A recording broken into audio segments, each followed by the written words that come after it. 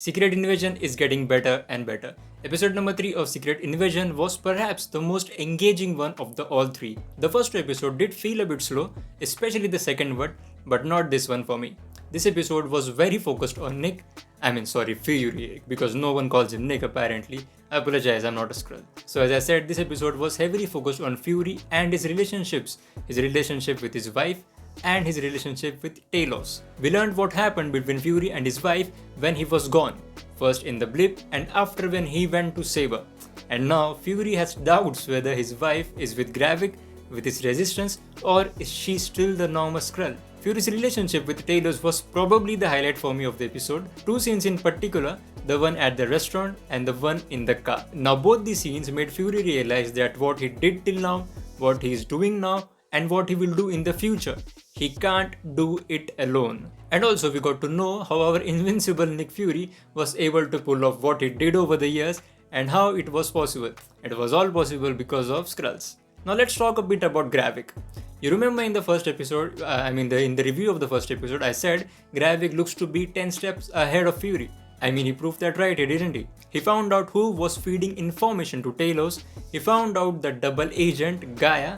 And did you notice this, by the way? When Talos stabbed Gravik in the hand with a knife, this pretty much looks like the extremist program that I talked about in this video, by the way. That means Gravik is already a super Skrull. And yeah, what happened at the end did not shock me at all.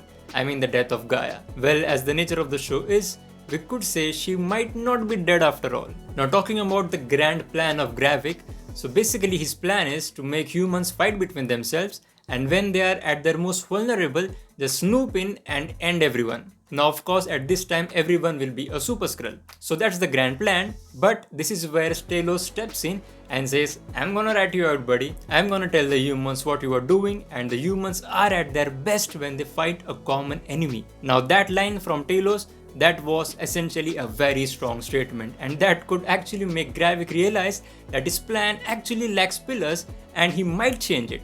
But that we'll see in the future. So at the end, what do I think about Gaia being dead, and what are the future plans about Gravik?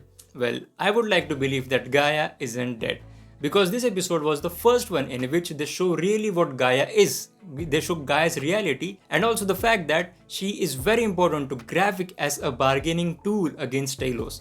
Now I don't think Gravik would just end her and end his possibility of taking leverage against Talos.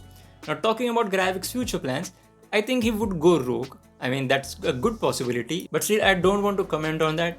Just like you all, I want to be surprised when Gravik takes that first step to true chaos.